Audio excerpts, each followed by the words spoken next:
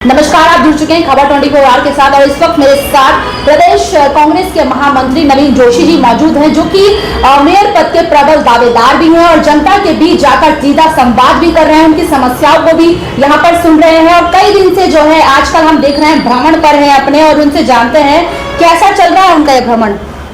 नमस्कार। हमने पूरे देहरादून के अंदर जन संवाद से जन समर्थन कार्यक्रम शुरू किया है। उसके माध्यम से हम देहरादून के सारे 100 वार्डों में हम लोग जा रहे हैं, लोगों से मिल रहे हैं, उनकी समस्याओं को सुन रहे हैं। लेकिन देहरादून के अंदर जिस प्रकार से स्मार्ट सिटी होनी चाहिए थी, प्रधानमंत्री जी का ड्रीम प्रोजेक्ट स्मार्ट सिटी है, उसमें से देहरादून भी एक है। जिस प्रकार से स्मार्ट सिटी बनाने के नाम पर पैसों की बंदरबाट की गई है, अपने लोगों को फायदा पहुंचाया गया है। जो यहाँ के मेयर थे उन पे आय से अधिक संपत्ति के आरोप लगे हुए थे, लेकिन उसके बाद भी यहाँ देहरादून के अंदर कोई ऐसा डेवलपमेंट नहीं हुआ जिसको हम भारतीय जनता पार्टी की उपलब्धि कह सकें। आज हम जनसंवाद कार्यक्रम के तहत जब वार्डों में जा रहे हैं तो वार्डों की स्थिति बहुत ही खराब है। वहाँ पे जगह जगह कूड़े के ढेर लगे पड़े हैं, नालियाँ सफाई होती नहीं, उसकी कूड़े का ढेर लगा हुआ है, सफाई कर्मचारी नहीं आ पा रहे हैं और लोग अपनी समस्या किसके पास लेके जाएं, क्योंकि यहाँ पे जनप्रतिनिधि अभी कोई है नहीं। 1 साल पहले जनप्रतिनिधित्व का कार्यकाल समाप्त हो चुका था। उसके बाद सरकार ने बोला कि हम चुनाव कराएंगे, लेकिन उन्होंने समय पे चुनाव नहीं कराया। उन्होंने 6 महीने का समय बढ़ा दिया प्रशासकों का, फिर 3 महीने का समय बढ़ा दिया। अब उन्होंने प्रशासकों का जो कार्यकाल है अनिश्चित काल के लिए बढ़ा दिया। जब तक इनका दिल करेगा तब तक प्रशासक रहेंगे। अब ये प्रदेश के अंदर निकाय के चुनाव नहीं कराना चाह रहे हैं, चुनाव तो कोई भी नहीं कराना चाह रहे ये लोग। इन्होंने निकाय के चुनाव टाले, इन्होंने छात्र संघ के चुनाव टाले, इन्होंने सहकारिता के चुनाव टाले, अब इन्होंने पंचायत के भी चुनाव टाल दिए। तो ऐसी स्थिति में लोगों के सामने विकास की जो है ना दरकार हो चुकी है। विकास के लिए लोग किसके पास जाएं?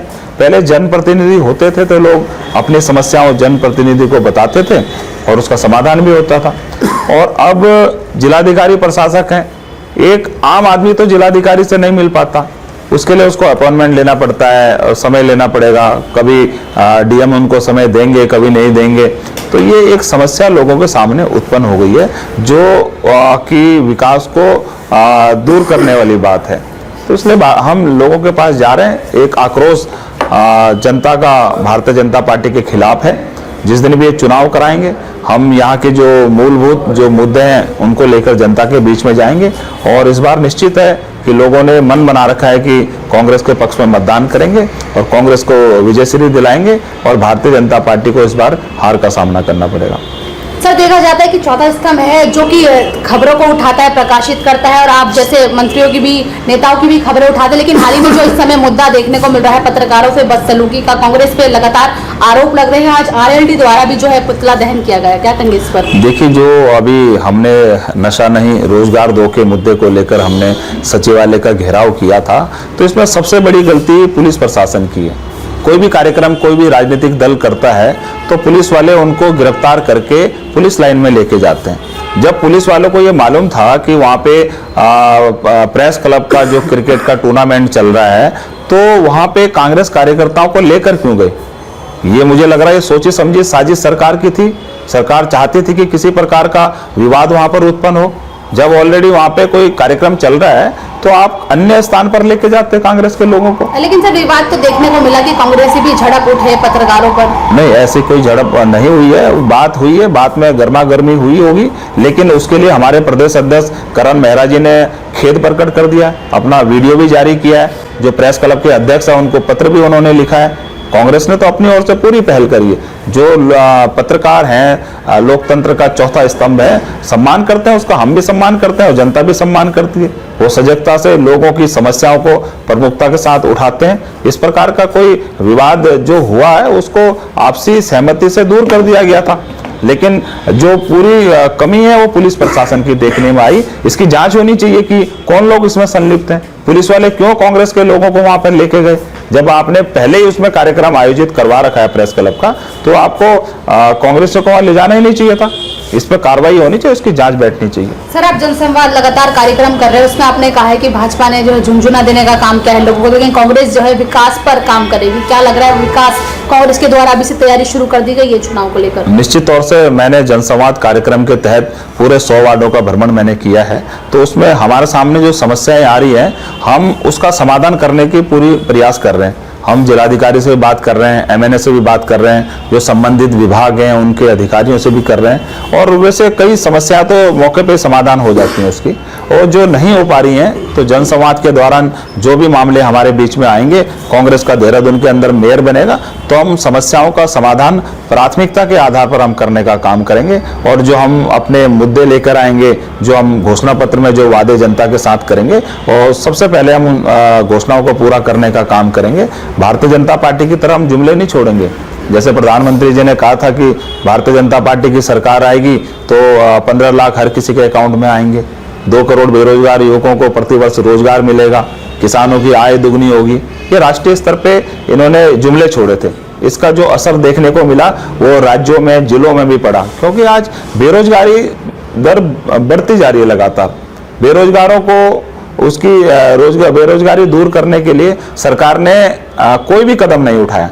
अगर बेरोजगार आदमी अपनी मांगों को लेकर कोई धरना या प्रदर्शन करता है तो पुलिस प्रशासन द्वारा उनके ऊपर लाठियां बरसा दी जाती है, आंसू गैस छोड़े जाते हैं, पानी की बौछारें की जाती हैं। ये तो आप ही ने कहा था ना कि हम 2 करोड़ बेरोजगारों को रोजगार देंगे, तो रोजगार आपको देना चाहिए। अब नगर निकाय में जो हम यहाँ पे जो घोषणा पत्र अपना तैयार करेंगे, जो वादे हम जनता के साथ करेंगे, उसको हम 100% पूरा करने का काम करेंगे। सर, आपने नगर निगम कर्मचारियों की भी बात करी कि स्मार्ट सिटी का काम रुका है, ये सब चीजें, तो नगर निगम में भी एक बड़ा घोटाला देखने को मिला था, उस पर क्या प्रतिक्रिया दी आपने? देखिए, कांग्रेस का अगर देहरादून के अंदर मेयर बनता है तो ये सारे जो मुद्दे हमारे सामने आएंगे हम उसकी जांच करेंगे। पहले स्मार्ट सिटी की जांच करेंगे कि किस प्रकार से आपने सारे दुकानदारों के दुकान के सामने बोर्ड लगा दिए गए, और किस प्रकार से मुख्यमंत्री ने जब इन्वेस्टर समिट देहरादून के अंदर किया और जो गिरने वाली बिल्डिंग थी उसकी भी साज सज्जा कर दी गई है। आज वो बोर्ड भी नीचे गिर रहे हैं और बिल्डिंग के जो साज सज्जा थी वो भी नीचे गिर रही है। मतलब 1-2 साल के अंदर सारा मामला खत्म, पैसे सब बर्बाद, पैसों की इन्होंने बंदरबाट करी है, मैंने पहले ही बोला था। तो उसकी हम जांच करेंगे, स्मार्ट सिटी निर्माण कार्यों की भी जांच करेंगे, और जो कर्मचारी जिनको तनख्वाह नहीं मिल पा रही है, आज रोज कर्मचारी हड़ताल पे जा रहे हैं। नगर निगम के मेयर ने कोई ऐसी नीति नहीं बनाई कि जिससे नगर निगम की आर्थिकी सुधारी जा सके, तो हम उस दिशा में भी काम करेंगे। और जो कर्मचारियों का वेतन रुका हुआ है और किस प्रकार से हम कर्मचारियों को नियमित रूप से हम वेतन दे सकें, उनसे काम ले सकें, ये सारे बातों पे हम फोकस रखेंगे। और हमारा प्रयास होगा नगर निगम का जो बजट है उसको कैसे बढ़ाया जाए, उसके क्या संसाधन होने चाहिए, उस पर हम फोकस रखेंगे।